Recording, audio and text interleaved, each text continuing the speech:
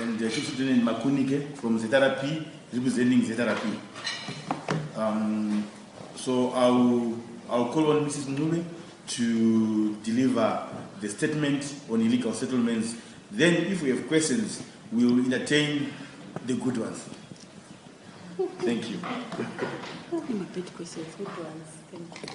Okay, thank you, Mr. Chideni. Good afternoon, ladies and gentlemen, and Superintendent Makunike. Our press statement today is on illegal settlements and also illegal activities in Harare.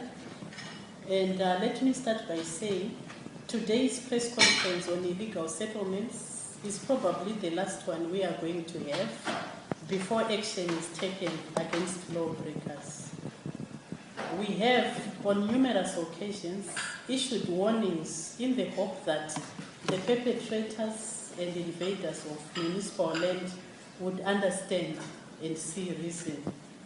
We have, however, noticed that each time we issued warnings and prohibition orders, some people took advantage of our humane approach and decided to entrench their illegal activities.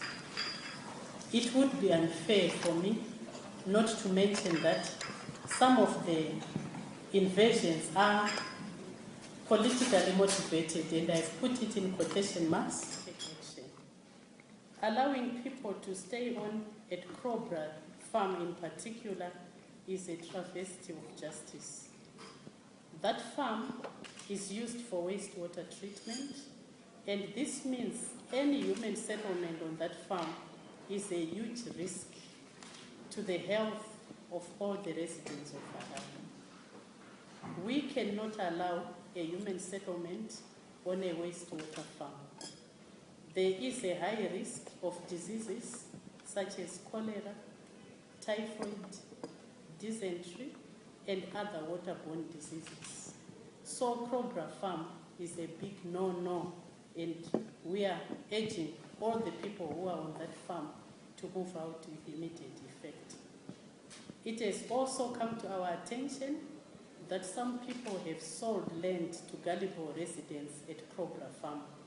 This is a criminal activity, and we urge anyone who has been sold land at that farm to make a report to the police at Kwazana police station or any other police station in Zimbabwe. Sites, and they will actually demolish their own houses so that they can use the material that they had used on those sites. Those are not the sites that I'm referring to right now. These ones which I have listed and others, these are fairly new invasions that have started. Possibly people believing that they are going to be regularized. So these are the people whom we are warning that they must move off. If you go to most of these sites, you see maybe there are one or two cabins, or they are just roads that have been opened up, but we are saying these people must move off because they are not going to be regularized, and we are going to force them to move off, but we want them to do it voluntarily so that we avoid the loss of property that always follows when we carry out in this way. I'm not talking about the old settlements and where the houses have been completed, because I think we spoke about that, and that is a past phase. But these ones now, we are moving in to make sure that no structures actually are put up.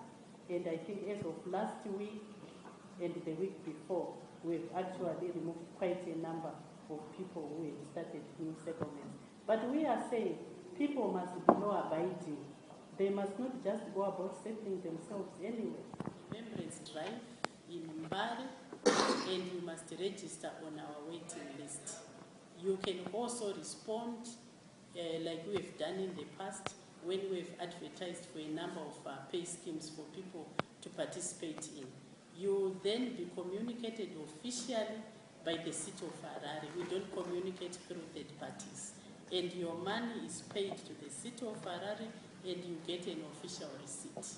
And once we have done that, There is no question of duplicating or two people being given the same stand. Where planning is being carried out around people who are already settled, it's also done in an orderly way. These are in particular areas which were previously outside of Harare, but have now been incorporated into Harare, like some of the southern areas in Caledonia, some parts of Harare North, areas which were outside Harare. But people who have always been within Harare must only settle on land after it has been allocated.